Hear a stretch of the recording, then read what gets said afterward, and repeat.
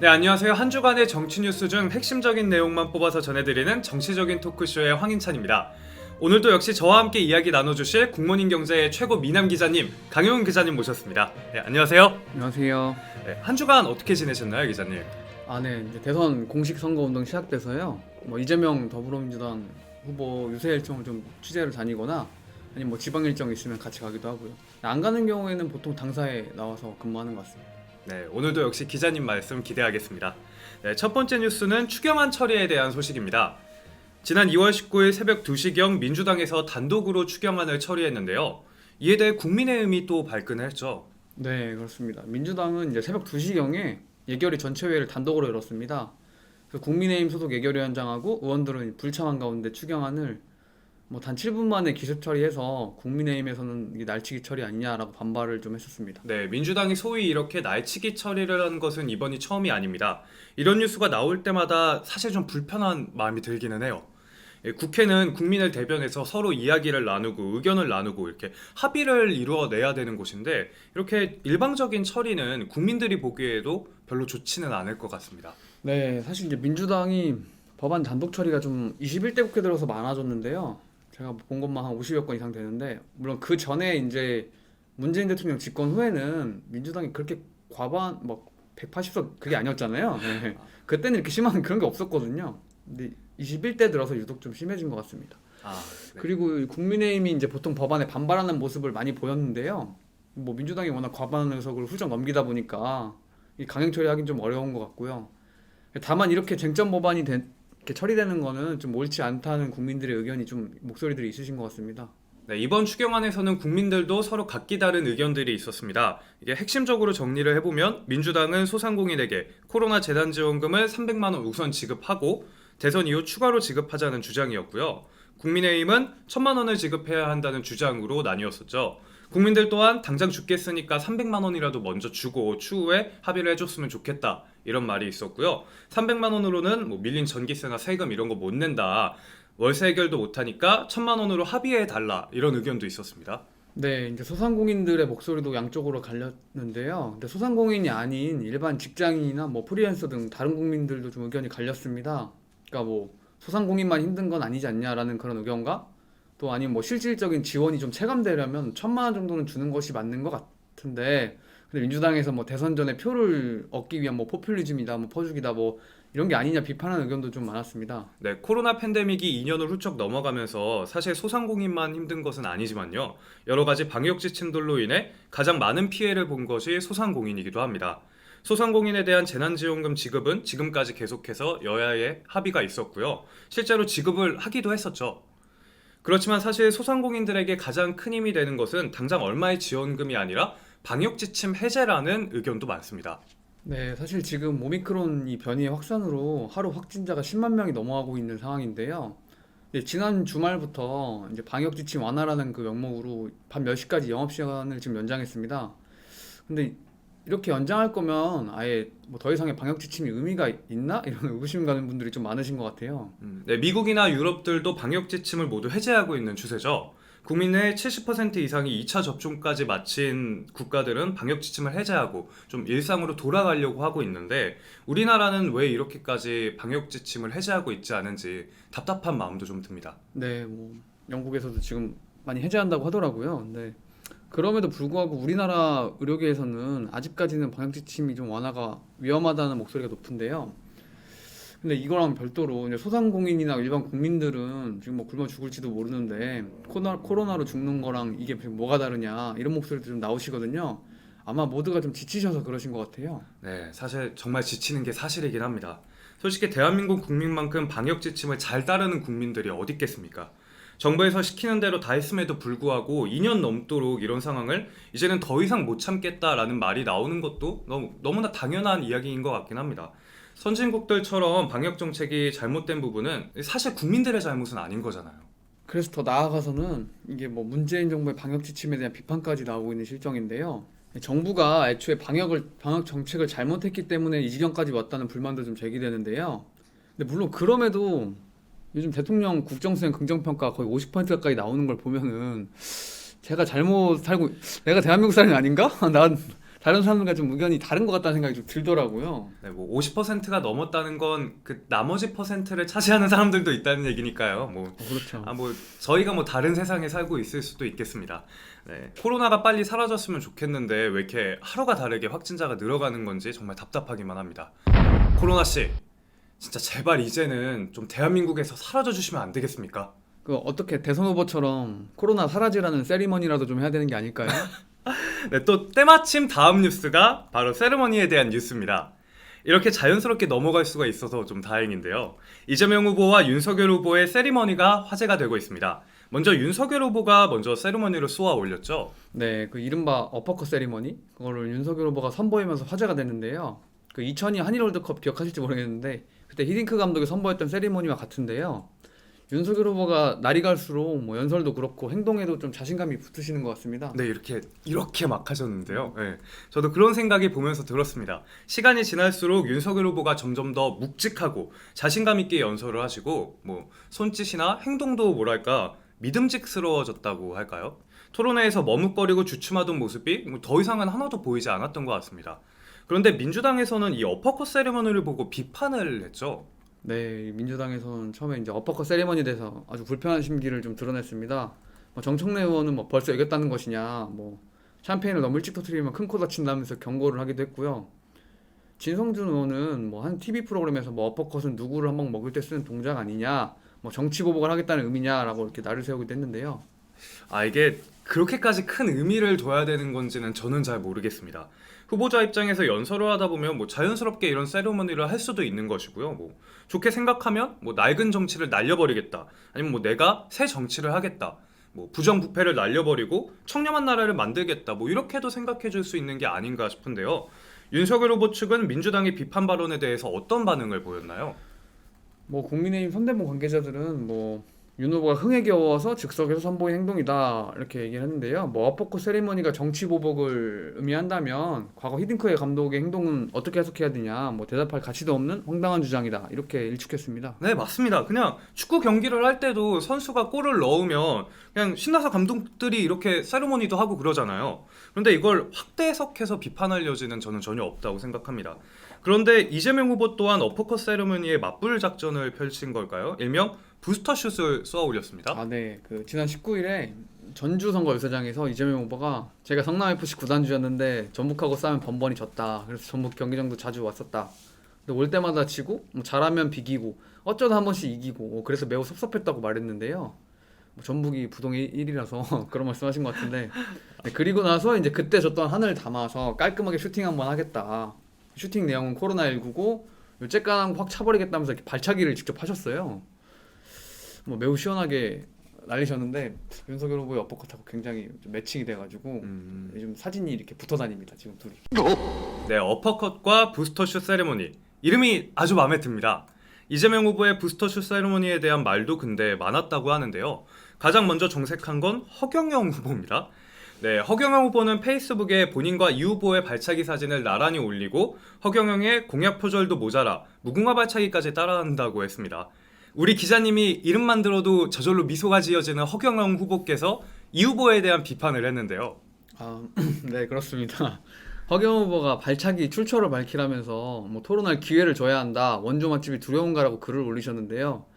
사실 이게 누굴 표절할 만한 세리머니는 아닌데 말이지 굳이 엮으시더라고요. 그래서 네, 게다가 국민의힘 이준석 대표도 이재명 후보의 부스터슛을 비꼬았습니다. 허경영 후보의 무궁화 발차기를 따라할 줄은 몰랐다. 허경영 후보와 뭐 단일화할 각이다. 이런 식으로 얘기를 했는데요.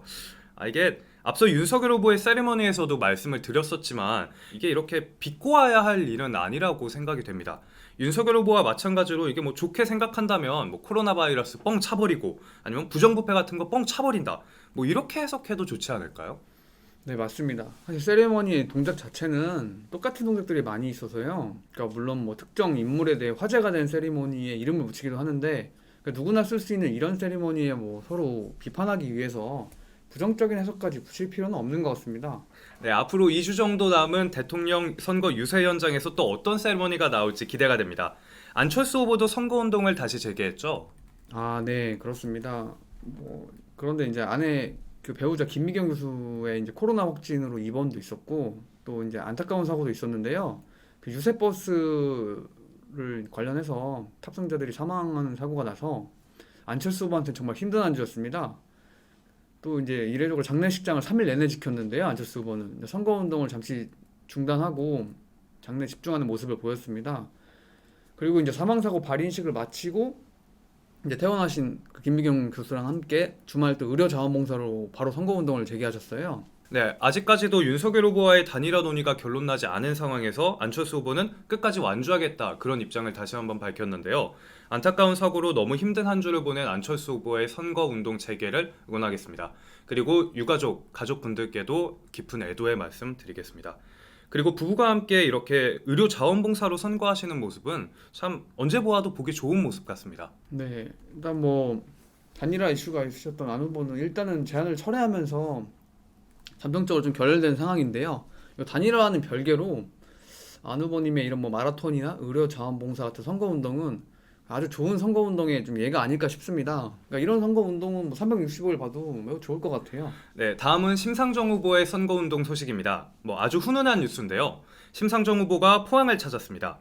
포항으로 내려가자마자 아침 일찍 포항 지진 피해자를 만났다고 하는데요. 이런 만남을 가지게 된 계기가 훈훈합니다. 그렇죠, 기자님? 네, 그 심상정 후보가 그 선거운동 중단하고 그러니까 심사숙고의 시간을 가지겠다고 이제 잠시 선거운동 중단했던 때가 있었는데요. 그때 이분이 편지를 보내왔다고 합니다. 그러니까 뭐 요약하면 포항 지진으로 집이 무너져가지고 급히 이사를 하셨어야 했는데 또 췌장암 진단을 받아서 높은 수술비랑 치료비를 감당하느라 생활고에 시달리셨다고 합니다. 그런데 이제 신문에서 심상정 후보의 병원비 100만 원 상한제에 대한 기사를 우연히 보시고 죽고 싶다는 마음을 버리고 살아야겠다는 결심을 했다고 이렇게 말씀을 하셨는데요. 네, 편지 내용이 정말 너무 절절하고 또 심상정 후보로 하여금 힘이 나게 하는 글귀들이었습니다. 아주 화려한 문장 실력은 아니었지만 이분의 진심이 오로지 느껴지는 문장들이었는데요. 일부 내용을 소개해드리자면 힘들고 죽고 싶을 때 심상정이라는 정치인을 보고 살게 되었다. 죽을 힘을 다해 살고 있으니 제발 후보도 힘을 내달라고 적혀 있었습니다. 그리고 이와 함께 9,000원의 후원금이 동봉됐는데요. 이분께서 10,000원은 저희의 전 재산이자 라면 7봉지를 구매하고 빵 7개를 구매할 수 있는 저희에게 소중한 돈이라며 후보자님께 큰 힘이 될 거라고 믿고 또 믿는다고 적었습니다. 네, 심상정 후보가 정말 이 편지를 받고 마음이 든든하셨을 것 같습니다. 네, 그 어느 누군가가 나의 공약, 나의 약속을 보고 이런 두터운 믿음과 신의를 보내준다면 그만큼 힘이 되는 일은 없을 거라고 생각합니다. 특히나 이 정치인들에게 뭐 이런 국민 한 사람 한 사람의 그 마음이 정말 귀중하고 소중한 건데요. 특히 심상정 후보는 이 편지를 받고 다시 힘을 내서 선거운동에 또 재개할 수 있었고 그래서 바로 찾아뵙고 싶었는데 이제와 찾아뵙다고 이렇게 밝혔습니다. 네, 항상 자극적인 소식만 이렇게 전해드리다가 이런 소식을 전하는 저 또한 마음이 정말 따뜻해지는 것 같습니다. 이런 뉴스가 더욱더 많아졌으면 좋겠다는 생각이 들기도 합니다. 정치인은 국민을 위해 있는 것이지 국민들 위해 군림하는 것이 아님을 정치하시는 분들 모두가 꼭 명심하셨으면 좋겠습니다. 다음 소식은 조금은 우리에게 소외되어 있는 정치 뉴스가 아닐까 싶은데요. 제8회 전국 동시 지방선거에 대한 소식입니다. 기자님께서 한번 전해주시죠. 네, 이제 대선과 별도로 지방선거도 이제 다가오는데요. 이제 8회 전국 동시지방선거에 시장, 뭐 도의원, 시의원 선거에 예비후보자 등록이 시작됐습니다. 그런데 이제 시선이 워낙 대통령 선거에만 좀 있다 보니까 이번 지방선거 분위기가 좀 씁쓸한 것 같습니다. 그러니까 뭐 또 대선 앞두고 캠프에서도 그러니까 주요 정당들은 대선 이후에 예비후보 등록 지침을 내려서 사실상 지방선거는 지금 뒤로 좀 밀려난 상황인데요.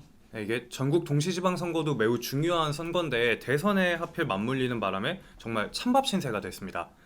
1995년부터 대한민국은 본격적인 지방자치 시대가 열리게 됐는데요. 내가 살고 있는 지역의 지방의회의원, 지방자치단체장, 교육감을 선출하기 위한 선거입니다. 그렇기 때문에 이 선거가 내가 가장 많이 체감할 수 있는 정책 변화가 일어나는 선거가 되지 않나 싶은데요. 이게 그럼에도 불구하고 관심이 너무 없습니다. 네, 이게 안타까운 현실이긴 한데요. 아무래도 그만큼 대통령 선거가 미치는 영향이 크다는 걸 겁니다.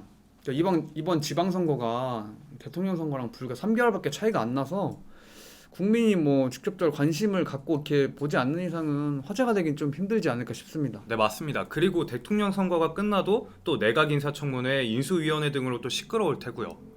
그러면 더욱 지방선거에 대한 관심도가 낮아질 수도 있겠다 이런 생각이 들기도 합니다. 사실 이게 실생활에 제일 가까운 정치인은 뭐 시장이나 시의원일 수 있거든요. 근데 아무래도 좀 관심이 덜 가게 되는 것 같아요. 사실 그래서 더더욱 국민이 관심을 가져야 하는데 이게 한 나라의 대통령도 중요하지만 우리 지역의 의회나 뭐 단체장, 교육감 이게 또 나를 비롯해서 뭐 아이가 계신 분들 아이들의 미래도 걸려 있고 또 이게 대한민국을 위해서 전체를 구성하는 그 가장 기초자치단체 구성원들이잖아요. 가장 중요한 인재들인데 좀 소외받는 것 같아서 어떻게 보면 네. 좀 아쉽습니다. 네, 지금 이 시각 정치적인 토크쇼와 함께하고 계신 분들이 좀 주변에 많이 소문을 내주셨으면 좋겠습니다. 지방선거에 관심을 갖고 각 후보의 공약도 한번 꼼꼼히 살펴보고 꼭 투표에 참여하라고 주변에 독려 한 번씩 부탁드리겠습니다. 대통령 선거 못지않게 지방선거도 중요합니다. 여러분, 지방선거도 꼭 기억해 주셔야 됩니다. 선거일이 언제죠, 기자님? 제8회 동시지방선거는 6월 1일입니다. 지방선거는 날짜를 이제 바꿀 수도 없는 거기 때문에 말씀드렸다시피 국민 여러분이 좀 관심을 가져주셔야 되고 또 정치 세력 간에 서로 견제할 수 있는 구조로 선거를 치러야 하기 때문에 국민 여러분의 관심이 매우 중요합니다. 그리고 이번 주에는 두 번의 대선 후보 TV 토론회가 예정돼 있죠. 네, 어제였죠? 그 21일 뭐 경제 정책을 주제로 한 좀 TV 토론에서 이제 불꽃 튀는 공방을 벌였는데요. 25일에도 복지 정책을 주제로 한 토론회가 열립니다. 다음 주에는 좀 할 얘기가 많지 않을까 싶습니다. 네, 그리고 군소 후보 토론회도 오늘 밤 11시로 예정돼 있잖아요. 네, 맞습니다. 이제 군소 후보 토론회는 오늘 밤 11시부터 새벽 1시까지 하게 되는데요. 아무래도 편성 시간대가 좀 좋지 않다 보니까 군소 후보들이 불만을 좀 토로하고 있습니다. 그리고 이제 모든 후보가 똑같이 기탁금 3억 원을 내는데 군소 후보들은 시간대도 안 좋고 발언 시간도 10분 정도밖에 되지 않아서 불만을 계속 얘기하고 계십니다. 새벽 1시에 끝나는 토론회라 이건 좀 아닌 것 같긴 한데요. 그러니까 이게 같은 기탁금을 내는데 빅4 후보들은 4명이서 2시간 동안 토론회를 할 수 있고 군소 후보들은 9명이서 2시간 동안 토론회를 진행하는 건데 이걸 토론회라고 볼 수 있을까요? 사실 뭐 거의 출마 선언만 하고 끝나지 않을까 하는 생각이 듭니다. 그러니까 작은 정당이긴 하지만 어찌됐든 다른 후보들하고 마찬가지로 기탁금을 냈고 똑같이 후보 등록을 하고 선거운동에 참여하는 점에서는 좀 아쉬울 법한 상황입니다. 이게 또 이분들이 뭐 원내 정당 후보들하고는 지지율 측면에서 다소 차이가 있긴 하겠지만 그래도 그 다른 날 뭐 앞선 4인 후보들이랑 같은 시간대에 다시 편성해 주거나 하면 좀 좋을 것 같다는 생각도 듭니다. 네, 그래서 새로운 물결의 김동연 후보는 토론회에 불참 의사를 밝혔죠. 그럼 이번 군소 후보 토론회의 참석자는 어떻게 됩니까? 네, 군소 후보자 토론에 참석하는 후보는 이제 허경영 국가혁명당 후보가 있고요. 그다음에 오준호 기본소득당 후보, 그다음에 이백윤 노동당 후보, 그다음에 오근호 새누리당 후보, 이거 다른 새누리당입니다. 그리고 김경재 신자유민주연합 후보가 있고요. 그다음에 조원진 우리공화당 후보, 그다음에 김재현 진보당 후보, 이경희 통일한국당 후보, 김민찬 한류영합당 후보 이렇게 총 9명이 나오십니다. 네, 군소 후보님들 저희 정치적인 토크쇼는 항상 열려 있습니다. 조건 없이 환영해 드릴 테니까요. 뭐 토론회 정 안 되시면 저희 채널에서 한번 하시죠. 네, 좋은 방법 아닙니까, 기자님? 뭐 좋은 생각이신 것 같습니다. 다른 곳에서 3억이나 되는 기탁금을 내고 10분밖에 말씀 못 하신다면 뭐 저희 토크쇼에서 마음 맞는 분들이 모이셔서 토론회 한번 진행하는 것도 괜찮을 것 같습니다. 네, 저희는 훨씬 더 저렴하게 진행 가능하니까요. 군소 후보님들의 연락 꼭 기다리겠습니다. 다음 주에도 우리가 할 얘기가 아주 많을 것 같은데요. 토론회 얘기만 해도 뭐 아주 가득할 것 같습니다. 네, 기자님, 다음 주에 뵙겠습니다. 시청해주신 여러분 감사합니다.